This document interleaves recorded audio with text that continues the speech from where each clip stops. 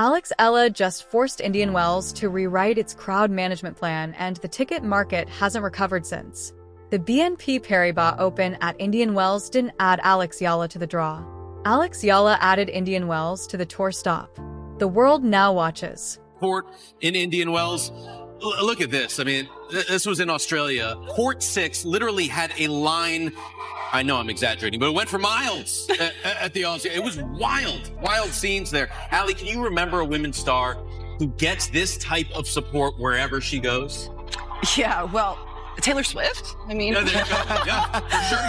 On March 4th, 2026, tournament organizers at Indian Wells went public with something no WTA 1000 event had ever announced. For a player ranked 31st in the world, the Eala effect was officially overwhelming their practice courts. Fans weren't waiting for match day. Filipino communities from across California, the state with the largest Filipino population in the United States, estimated at nearly 2 million people, were already crowding each training session before a single ball had been struck in competition. Not finals, not semifinals, or practice sessions, and somewhere between those packed music courts and the secondary ticket market reports being filed by analysts like Pro Tennis Stories 360, who flagged a massive ticket music frenzy with demand surges that blew past anything expected for early round matches. One question became impossible to ignore. How did one player from the Philippines turn the WTA's biggest North American swing into a sold-out event before the bracket even opened? The answer starts on March 26, 2025. Eala walked onto the court at the 2025 Miami Open as a wild card, ranked world number 140. Her opponent, world number 2 overwhelming Iga Swiatek, the most dominant player in women's tennis at the time. What followed wasn't an upset in the traditional sense. It was a systematic dismantling. Eala's left-handed serve, clocking around 90 miles per hour on first attempts and 75 on second, created angles that forced Swiatek into 32 unforced errors. Eala made just 12. When it came to break points, Eala converted 8 out of 10. That's 80%. The final score was 6-2, 7-5. And when the prize money was tallied, $332,160 for that single tournament, it nearly doubled everything she had earned in her entire career up to that point. Her ranking shot up 65 spots in 1 week from 140 to 75. Grand Slam main draw, entry unlocked. Sponsor conversations accelerated, and the commercial infrastructure of the WTA started recalculating. You know, I'd have to say maybe a little bit of Sania Mirza.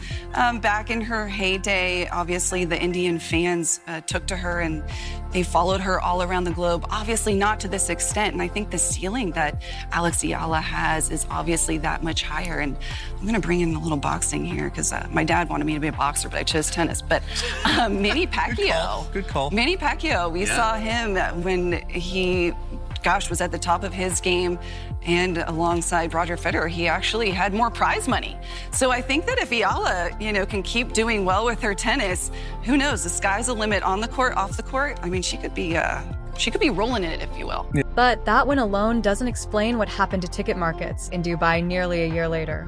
To understand that, you have to understand what analysts now call the portable home court advantage. Most elite athletes have one home city and one home crowd.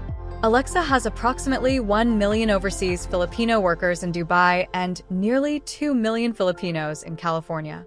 She carries the equivalent of a home crowd to every city with a major Filipino diaspora. And in the WTA's 2026 Middle East and North American swings, that happens to be almost every stop on the schedule. At the 2026 Dubai Duty-Free Tennis Championships, the effect became measurable in hard currency. Official tickets started at 65 dirhams, roughly $17.70. That was the entry point. Then on February 17th, IA defeated world number 8 and reigning Dubai champion Jasmine Paolini 6-1 and 7-6. Coming back from a 5-6 deficit in the second set tiebreak, multiple players and experts described the atmosphere in that stadium as unlike anything seen at an AA 1000 event, and the secondary market responded. Reports of significant resale premiums on Eala's quarterfinal sessions started surfacing fast.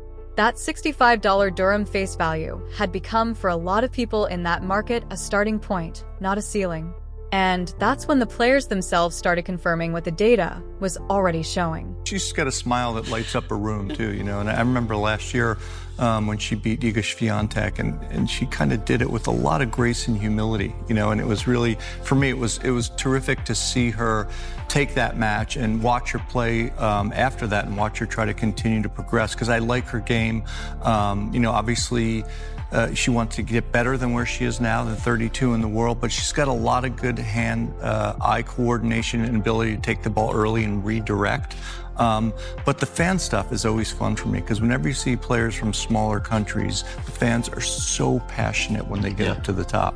It's interesting, Ali mentioned Sonia Mirza. She has nearly 13 million followers on Instagram. That's 5 million more than Carlos Alcaraz, and nearly as many as Alcaraz and Sabalenka combined. So that's how big Sonia Mirza was, and will be.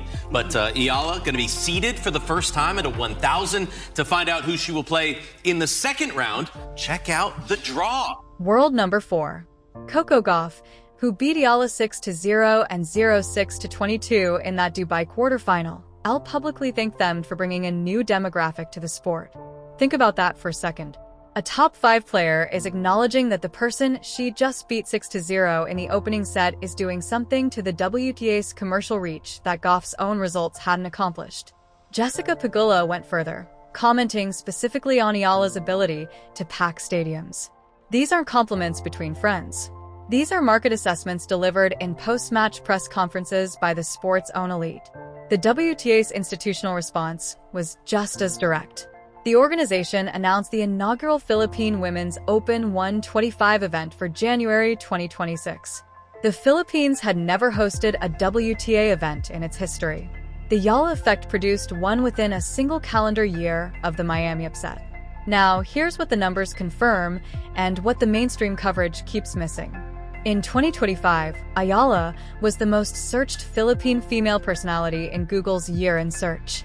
She ranked 4th among all sports figures searched in the Philippines, trailing only major international basketball and boxing matchups. A pre-tournament press conference for the 2026 Australian Open pulled over 170,000 views on YouTube. The highlight reels titled Alexandra Isles Greatness reached 254,000 views. Tiebreak highlights from the 2025 US Open hit 122 million.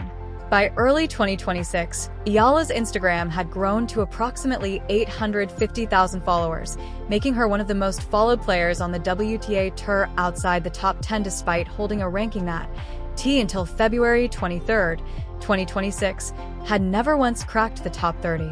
On that day, Eala reached world number 31, the highest-ranked Filipino in WTA history. But the most revealing data point in this entire story isn't a ticket price or a viewership number. In September 2025, a report went viral claiming that Wilson Sporting Goods had offered Eala a $45 million endorsement deal, which she had reportedly accepted. Fact-checking agencies looked into it. There was no deal, no statement from Wilson, no statement from Eala's team. The story was completely fabricated, and it spread anyway because the market's perception of what endorsement value should be had already outrun what the actual signed contracts reflected. Her verified sponsorships are real and growing. Nike for over 5 years, with Eala's portrait now displayed at Nike World Headquarters in Oregon alongside the brand's all-time icons, Globe Telecom, which signed Eala as an ambassador when she was 8 years old. Babala, Bank of the Philippine Islands, local juice. That's a legitimate and expanding portfolio. But the $45 million hoax tells you something the verified data can't. The gap between Eala's actual current deals and what a massive portion of the global audience believes her commercial ceiling to be is wide enough that a completely fabricated transaction felt credible to millions of people. That's not a misinformation problem. That's a valuation signal. As of March 3rd, 2026, IA received a first-round buy at Indian Wells as the 31st seed. With 2026 prize earnings already sitting at $291,992, analysts project she's on pace for a career-best financial year, potentially clearing $1 million in prize money if she holds a top 35 ranking through the Grand Slam season. Broadcast rights analysts are already predicting a revaluation of WTA broadcast rights in the Philippines and the Middle East, driven specifically by the viewership numbers attached to matches and the sticker shock controversy. Fans encountering secondary market prices that have completely detached from official face values have become the defining tension at every tournament she enters. Somewhere in that Indian Wells bracket, a potential third-round rematch with Coco Gauff is already being circled by the same analysts who tracked the Dubai ticket surge. So, here's the question nobody in professional tennis has answered yet. If the Eala effect keeps pushing secondary markets, broadcast revaluations, and institutional WTA responses at this pace, what happens the day Alex Eala reaches a Grand Slam final? Oh.